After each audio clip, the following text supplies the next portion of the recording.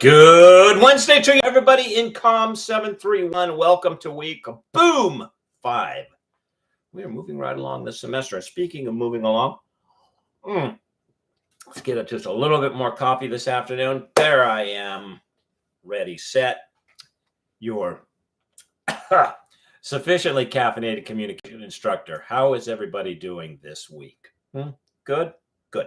Okay, let's talk very briefly about what we're doing this week, a reminder for next week, and then we'll look at the questions from last week. Okay, so we're gonna take a deeper dive into macroeconomics.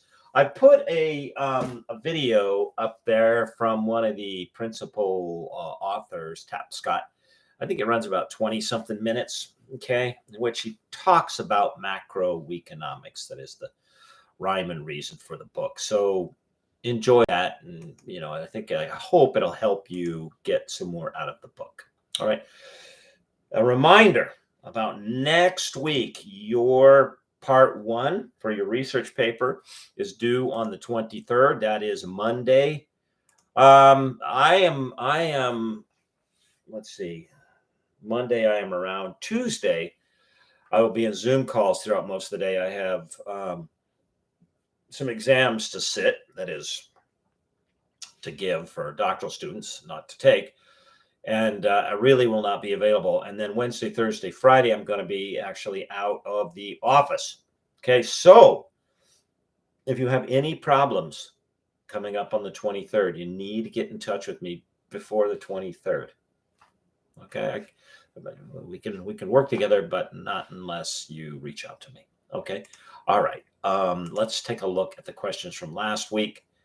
As we start this new book, as we start our discussion of macroeconomics, and by the way, someone wrote me and said, I really do not agree with, and I won't say who and what, this particular thing that the author wrote. Hey, if you disagree with what they say and what they're up to, by all means, say so. The point of the class is not to turn everybody into bobbleheads. We're going like yes, but rather to get you to think about things in a way perhaps you haven't thought about before.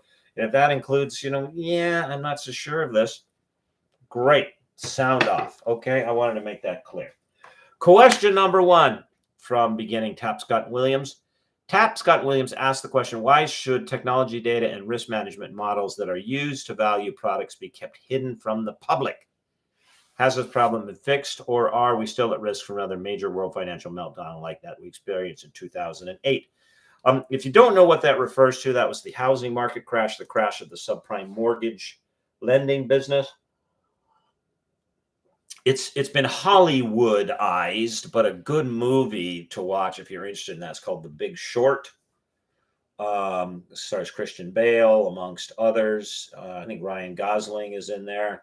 Good movie. Okay, there's some Hollywoodish elements to it, but it gives you a sort of a big picture about what happened. Okay, now this question begs a question, and that is, should they all be open to the public? Is that in everybody's best interest? I'm not saying it's not. I'm just saying it begs the question. All right, Crystal, let's take you first. You went first. Tapscott and Williams say restoring long-term confidence in the financial service industry in the United States and other industrialized nations will require more than government intervention and new rules, and this was the outcome of 2008. What we need is a new modus operandi, one where key players embrace transparency and other economic principles in order to develop credible practices and policies that will ensure the crisis doesn't reoccur. Okay. That is the correct answer. That's what the author says. Now, I want to suggest to you, crisis occurs because of human failing. And part of that human failing is the tendency towards secrecy. But we can't say that in open information flow societies, there's no crises. That's just not true. All right. But back to you, Crystal. Since 2008 recession, financial institutions have made significant strides in providing transparency and oversight. Even regulatory bodies have enforced more stringent requirements. A pillar of this was the Dodd-Frank Act. This piece of legislation affected housing financiers, regulators, who and how banks lend money, preventing homeowners from taking out mortgages that they are unable to repay. Okay, et cetera, et cetera, et cetera. But Um, okay. So if what you're saying, Crystal, I'm sorry, I was just reading back from your answer again. If that's fixed the problem, okay, to avoid another 2008 financial crisis, financial institutions, regulators, consumers must work together to provide safer and more transparent financial systems. Very true. Now here I want to take slight issue with the authors. Okay, and though you're right, Crystal, the part of the problem was taking out mortgages that they couldn't pay, but part of the process was they had no intention of holding them to the point that they would pay them. They many who got into this looked at this as an investment. That is something that you purchased the home with less than favorable, financial terms, high interest rates or adjustable interest rates. That is, they start low and then they go shoot, with the expectation that the market value of the purchase, that is, the property, would continue to go up and up and up. And so they would buy it here and it would go whoop, whoop, whoop, whoop. And even though there was this discrepancy in the financial terms, no worries. They would sell it once it jumped up here, make up the money that they lost from these not so great terms, and then on they go. The problem was not necessarily a lack of communication. The problem was an assumption that the economy was going to continue to grow and housing prices continue to go up. And following the 9/11 attacks, that did not happen. Okay, but you are correct. This is what the authors say. Question number 2, what's the difference between old crisis paradigm and new crisis paradigm, given the capabilities of new digital media technology?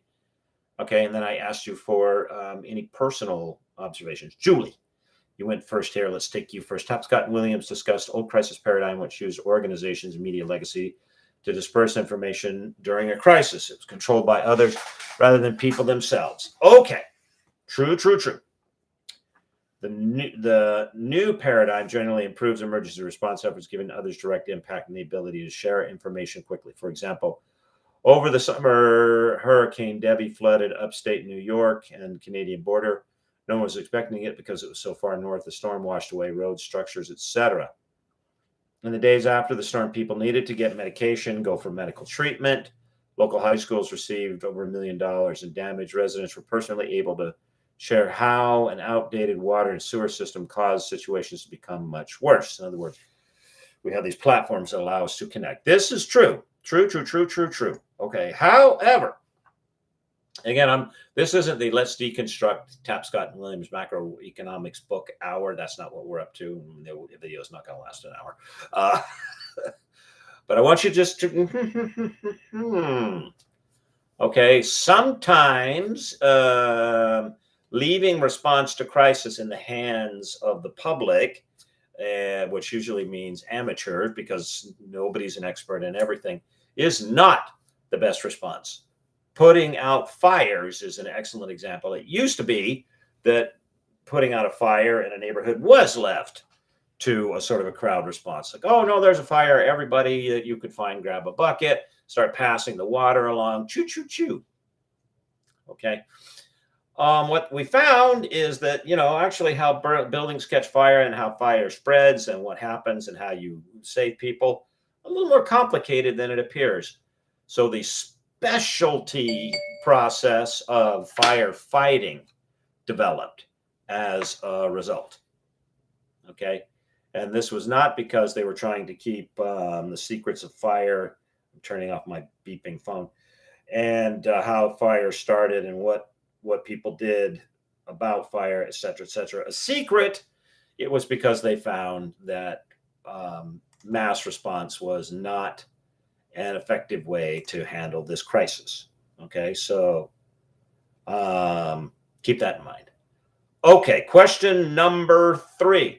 Among the 5 principles of Weakonomics that can help organizations to thrive in a digital age, which one of the 5 do you believe the organization that you work with, and could be your church or your work or whatever, okay, could benefit from the most if your organizational leaders fully understood and embraced this principle?